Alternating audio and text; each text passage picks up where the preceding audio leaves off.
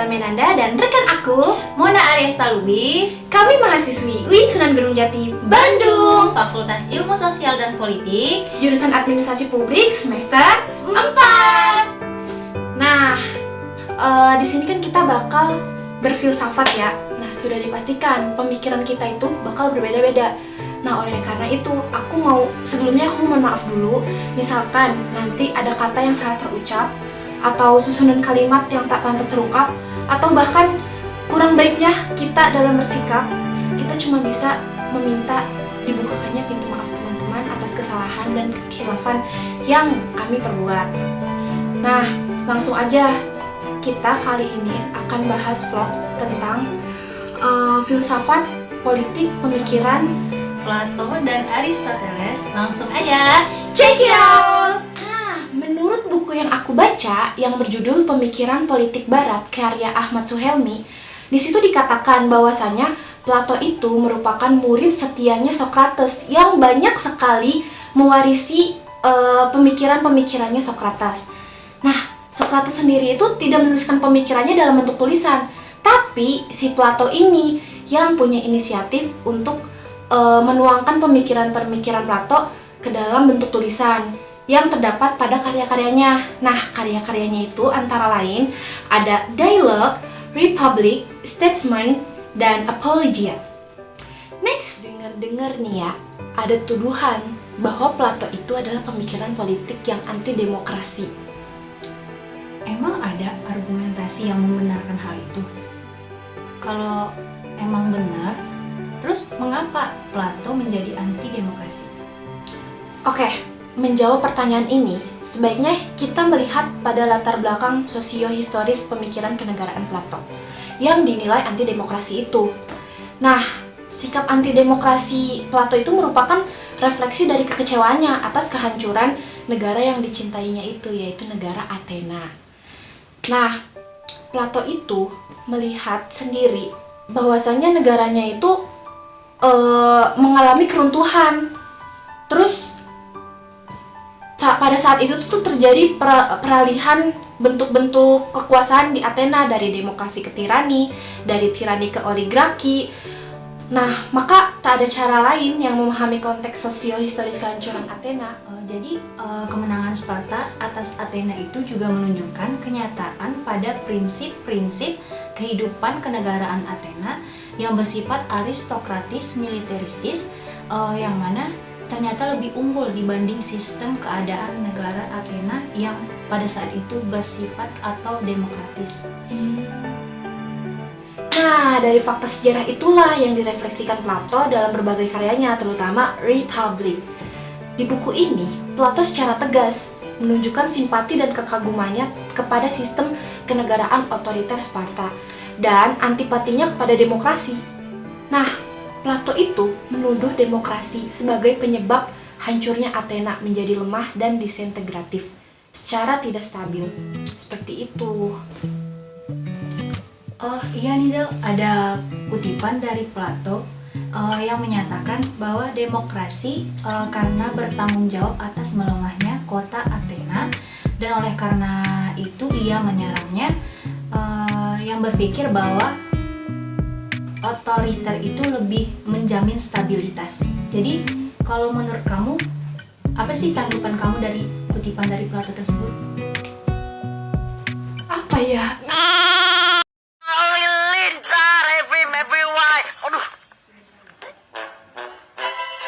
Oke, kita tekankan lagi nih ya. Berpikir bahwa suatu bentuk pemerintah yang lebih otoriter itu akan bisa menjamin stabilitas. Kalau menurut aku sih ya, pendapat itu ada betulnya juga. Kita dapat ambil contoh yakni pada masa pemerintahannya Soeharto. Ya emang walaupun terdapat berbagai kekurangan dari pemerintahan Soeharto, tapi tidak bisa dipungkiri juga bahwasanya pada masa pemerintahan Soeharto, Indonesia itu menjadi salah satu negara yang kaya dan disegani negara lain. Ya kan? Oh iya ya, pada zaman Soeharto juga kayak sektor migrasi mengalami kemajuan, terus transmigrasi sukses, program KB juga sukses, terus yang satu lagi sukses keamanan dalam negeri. Nah, lebih kerennya lagi nih ya, pada masa itu tuh pengangguran bisa diminimalisir. Tuh kan mantap banget kan. Ada kutipan dari Plato tentang demokrasi itu, kalau menurut dia sih masyarakat itu adalah hakim yang tidak becus. Soalnya ya masyarakat itu cenderung memberikan penilaian berdasarkan kebodohan, dorongan hati, sentimen, dan prasangka. Yang paling buruk adalah demokrasi seperti itu akan melahirkan atau memunculkan pemimpin-pemimpin yang tidak becus. Karena pemimpin cenderung mengikuti tingkat masyarakat demi keamanan kedudukannya. Lagi pula, karena dalam demokrasi, setiap individu kan bebas melakukan apa yang dikehendakinya. Pengaruhnya bersifat merusak. Kalau menurut kamu, apa sih tanggapan kamu dari kutipan yang barusan aku omongin? Oke. Aku di sini sih sebenarnya membenarkan pendapatnya Plato ya. Karena sejauh ini tuh yang aku lihat banyak tuh masyarakat yang hanya mengkritik tanpa memberikan solusi. Terus menyalahkan sana sini, mudah terprovokasi. Padahal tuh ya, kadang kebijakan yang ditetapkan pemerintah itu pastinya udah melalui proses yang matang dan juga pastinya udah didiskusikan oleh orang-orang yang ahli pada bidangnya. Terus lagi pula kritikan masyarakat itu kan nggak selalu benar. Memang benar, negara kita ini negara demokrasi. Siapapun memiliki hak dan kebebasan untuk berpendapat. Namun, ada satu yang perlu kita ingat. Kebebasan yang sebebas-bebasnya itu bukanlah kebebasan, tetapi anarki. Pemerintah memberikan aturan agar masyarakat bisa berjalan ke arah yang sama. Jika berjalan dengan arah yang berbeda, pada akhirnya tentu akan menghambat kemajuan negara Indonesia itu sendiri, iya kan? Itu sih menurut aku. Ntar deh aku mau nambahin. Yang paling buruk adalah demokrasi seperti itu, mendorong munculnya pemimpin-pemimpin yang tidak becus. Kalau menurut aku, apa sih, kayak pemimpin yang tidak becus itu emang terkadang karena rakyatnya sendiri. Misalnya kita ambil contoh, kan dalam pemilihan Pilpres 2019, kamu lihat gak? Iya. Kan ada beberapa orang nih yang memang fanatik pada iya, pilihannya.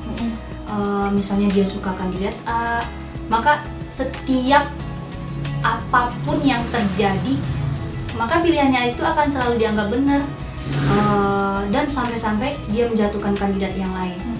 Ada juga pihak-pihak yang sampai memprovokasi, bahkan membeli suara orang-orang agar kandidatnya menang dengan cara apa sih, kayak memberikan sembako, Serangan fajar ya. terus kadang apa sih, kadang memberikan uang kepada yang apa sih, kayak orang-orang itu. Nenek-nenek. Soalnya kan aku pernah tahu di kampung tuh, mama aku nelpon nih, Mona, ini kamu dapat uang 300 dari ini Kayak ini gitu dari ya. partai ini. Kan kayak apa sih, kayak emang dari rakyatnya sendiri. Bener. Oh iya, biar lebih jelasnya kita bisa nampilin video ya, beberapa kutipan video sedikit, nggak banyak. Oke, kita lihat aja langsung. Check it out.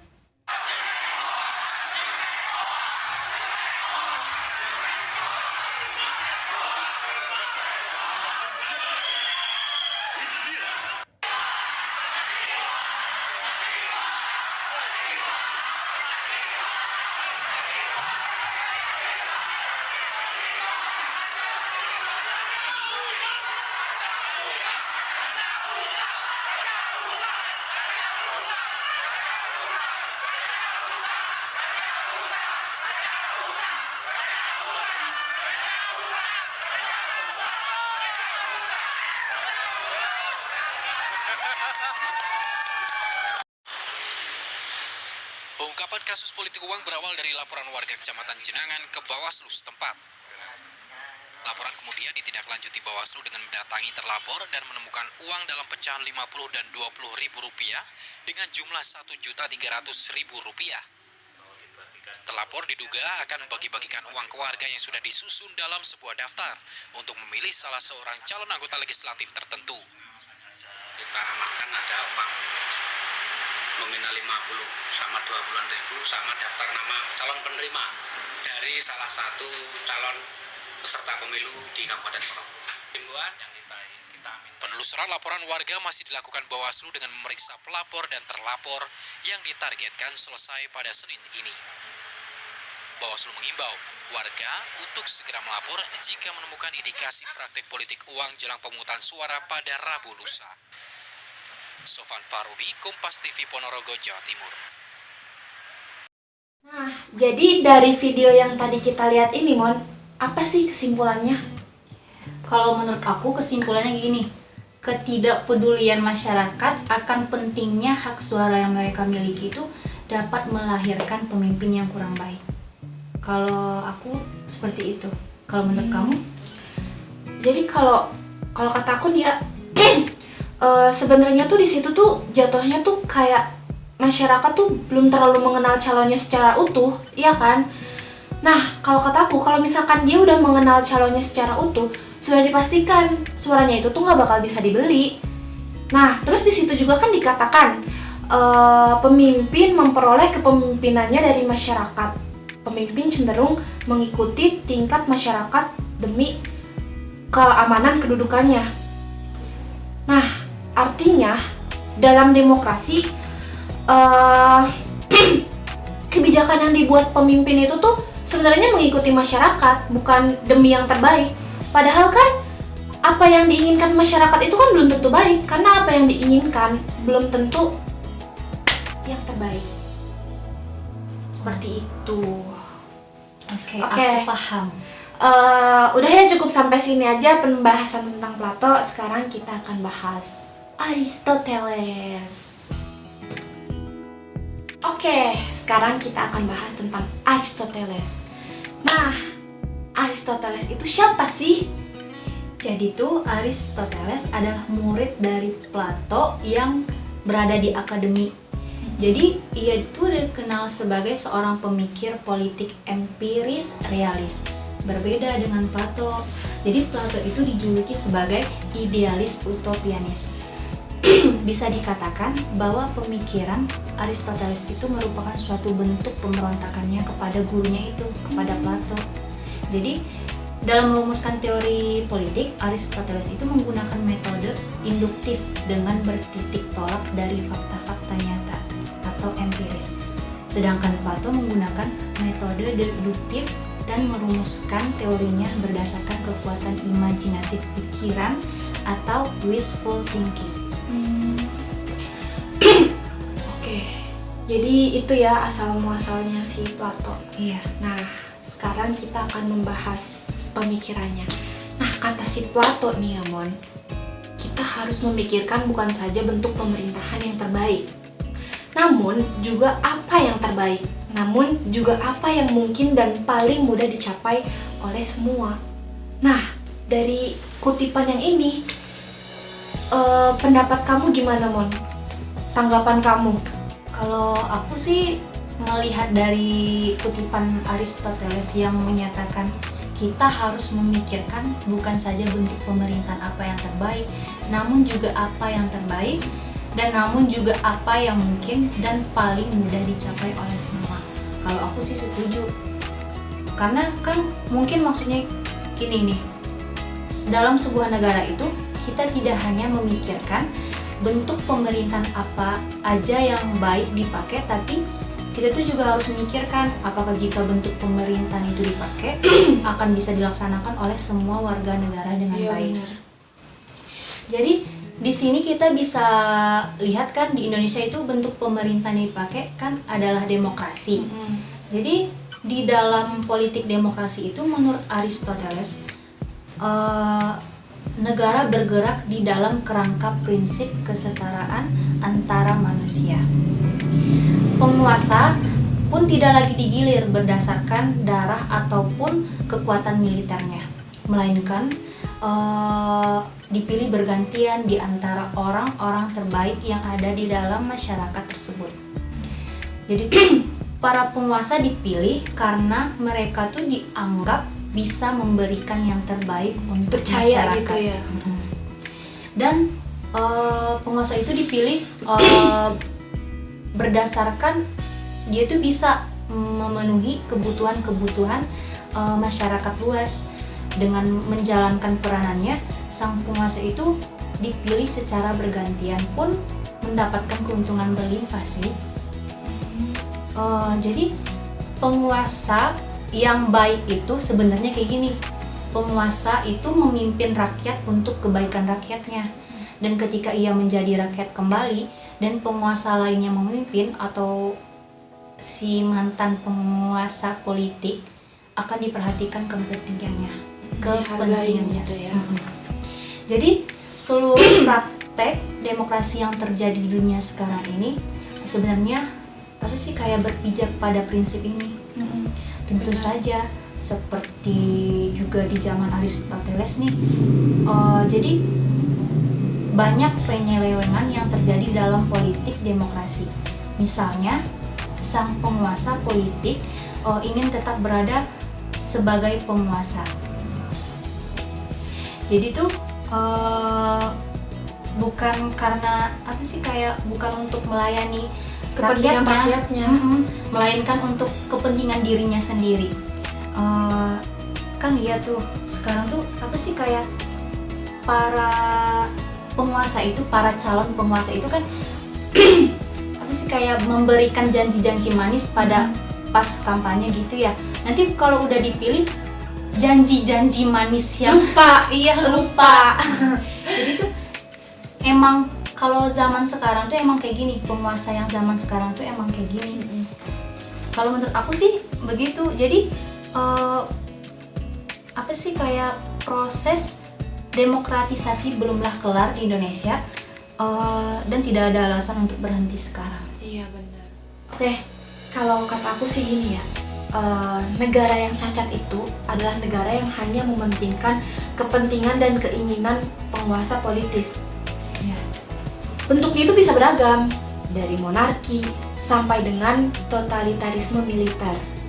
Nah, negara demokratis menurut Aristoteles persis berkebalikan dengan model semacam itu. Negara demokratis itu adalah negara komunitas orang-orang bebas. Nah, itu menurut Aristoteles ya. Penguasanya tuh mengabdi kepada kepentingan rakyat, bukan karena Tuhan memerintahkannya, melainkan karena ia tahu pola semacam itu juga baik untuk dirinya.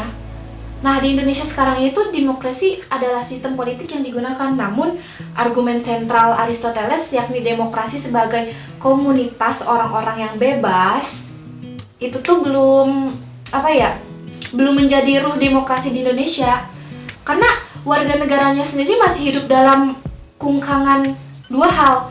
Yang pertama itu ada kungkangan agama yang penuh dengan perintah dan larangan, serta kungkangan hasrat untuk mengumpulkan harta, benda, dan uang. Nah, dengan kata lain, kebebasan adalah persyaratan demokrasi. Selama orang masih mengikat dirinya sendiri dengan kebodohan mitologis, maka selama itu pula mentalitas demokrasi tidak akan tercipta walaupun sistemnya sudah dibangun seperti itu. Oke. Jadi aku Kesimpulannya ya.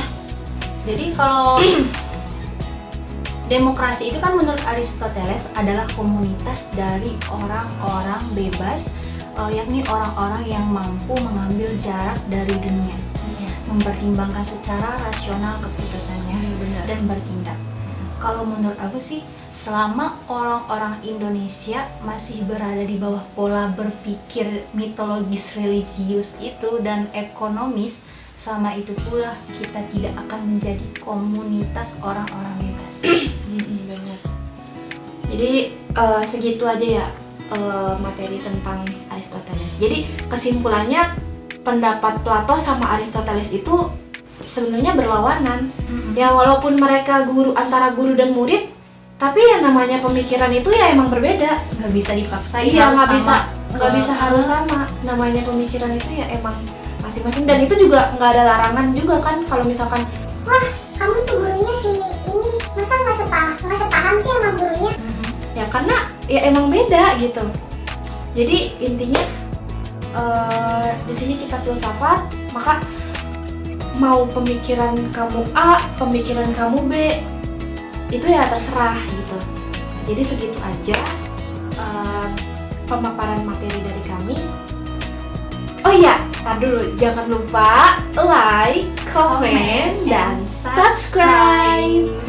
Oke, Kurang lebihnya mohon maaf. Wassalamualaikum warahmatullahi wabarakatuh. Dadah.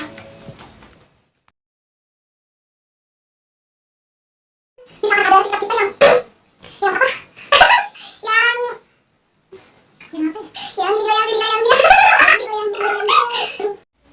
Jadi kesimpulannya apa nih, Mon? Kalau belum mikirin lah.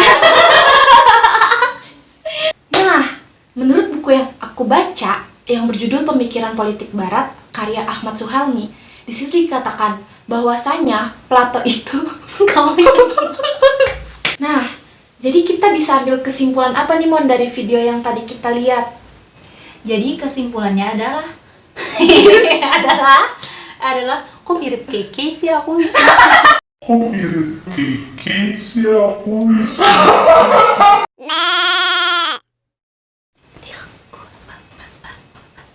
Kekurangan. Bener. Nih, ada video sebagai contoh dari apa sih? Ya. Spesial buat kamu. Ya salah.